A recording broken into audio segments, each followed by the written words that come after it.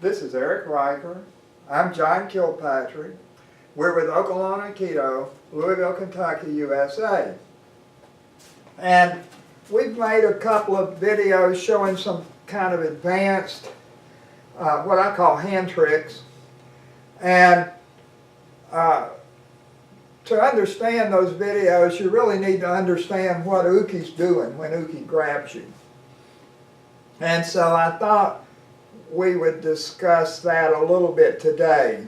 And in the Aikido, we don't, mostly in our classes, as I've told you, and you've probably noticed, mostly we're attacking each other with blades. I think that's samurai were bladed fighters, and that's what they were fighting against. So that's how I understand Aikido.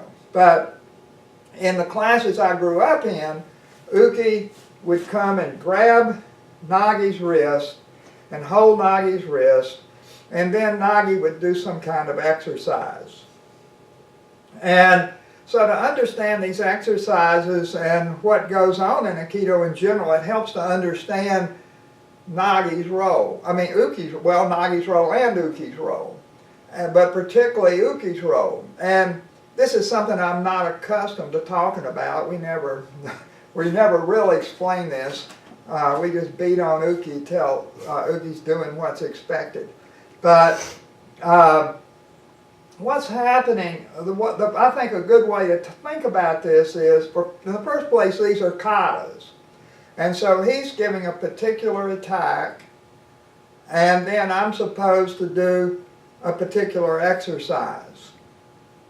And the best way to think of his attack is that he's grabbing me and dominating me, that he's not really trying to beat me up or anything, but it's like maybe a guy grabbing a woman or a child or something and holding them and just dominating them. And so he's in Hami, and Hami for us is having the feet lined up, and he's being strong enough that he keeps my hand here and doesn't let me move my hand much. And so that's his attack, and he wants to stand there. He doesn't want to look goofy and stupid or anything. He wants to look like he's in command. And so that's the attack. And then I'm supposed to do some kind of an exercise. And usually in Aikido classes, some of the kind of lessons you're supposed to learn from this kind of attack. One lesson that's big in Aikido is that even though he's holding my wrist, I can move all around. So he's holding my wrist, I can move over here, I can walk around, I can move over here. So you're learning that even though your hand is held, you're not being held. You still have a lot of movement and flexibility and all. And so here you're learning basic things about how you move. I guess if you were just learning how to fight, you just stomp his knee or something, But there's a lot more here going on. Another kind of thing you're learning here is that you can rotate his wrist. So if he's holding, if I grab him, it's hard to rotate his arm. But if he grabs me, it's pretty easy. I just turn here and it rotates his arm. If I want to go the other way, I can turn here and rotate his arm. So those are just basic things. And so you're learning how to do things like that, like what we would call Nikyo or Kodagaishi or Sankyo, or any of the basic movements that you practice in Aikido. One type of movement that we practice a lot, and it's probably better to show it the other way, is what we call corner drops. And now on corner drops, he's holding here. Well, I'm moving back here. Now, if you're doing this kind of thing with a beginner, and you go to move your hand, well, they don't want to fall down. So when you go to do your movement, if they feel like they're going to fall, they just let go. So I go here, and he just lets go. Well, if you think about this, and so then from their point of view, what I'm doing doesn't work.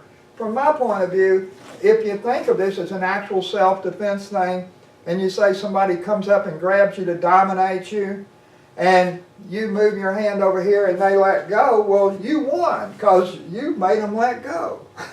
So in that sense, it was a perfect technique. For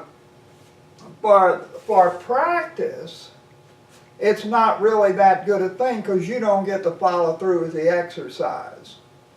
And so but when the guy lets go like that, you say, well, you have to hold on. To do this action, your job as uke is to hold on. And he'll say, I can't hold on.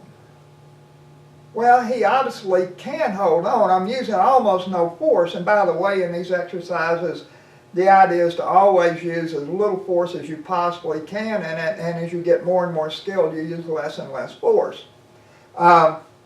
So I'll tell him, well, you can hold on, you just don't want to fall down. And one thing about Aikido people to understand is that we like falling down. If you don't enjoy falling, you won't stay in Aikido more than a day or two because you won't like what you're doing. So Aikido people don't mind falling. I think back to Aikido as a samurai art. The way they think is, if you're going to cut my head off with a knife, it'd be much better for me to fall to get out of the way than have my head cut off. So they're good with that. So when I go to move here, then he's not supposed to move his feet. Well, what sometimes they'll do is you move over here, they just step over with you. Well, now, if I force him to do that, I mean, if I just drag him out here and don't do anything to throw him, then of course he should step there. But in the corner drop then, when you do the corner drop, you're taking this out, but you want to have a downward force that traps his foot so that he doesn't step.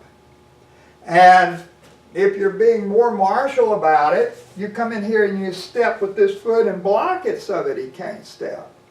And then do the throw. So this is what's expected of uke. Now, what we practice, the kind of practice that's going to be in these videos that I've made, is where we're doing really subtle stuff here. So we're just working on breaking structure. So I just move here a little bit and break his structure. And that, you know, if you don't know how to do that, it seems pretty stupid. And if you're working with a beginner, then they don't want to fall down. And so they'll either let go, or they'll step, or they'll stand a different way. They'll stand like this so that you can't just go here. You have to come out here or go back to throw them. You have to change it around, which is good practice to learn how to do all that. Or if I go to move out here, he'll lean over so that he can pull against me. You know, they do all kind of strange things. So when you're doing these exercises, and always uke is giving you some kind of an attack that's appropriate for what you're trying to learn to do. So, you know, if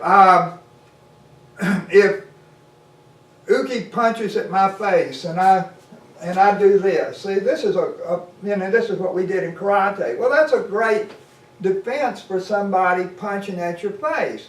But if I'm supposed to practice this and he kicks at my knee, well, this doesn't work. And it's not that there's anything wrong with this technique, it's just that it's the wrong attack. So uke's job is to give me an attack that's appropriate for what I'm supposed to do. And, you know, sometimes we get into really competing with each other, and we don't do that. We give an attack that's not appropriate. And you're supposed to now do this against the wrong attack.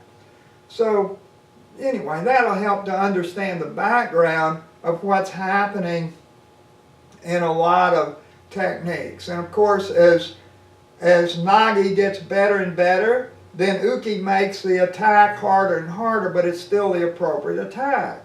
So if he's supposed to hold my wrist, and I'm supposed to come around here, then as I try to come around, he makes adjustments in his wrist to make that hard so that I can't come around. Now he doesn't change the attack, but he makes adjustments. So that's how we practice.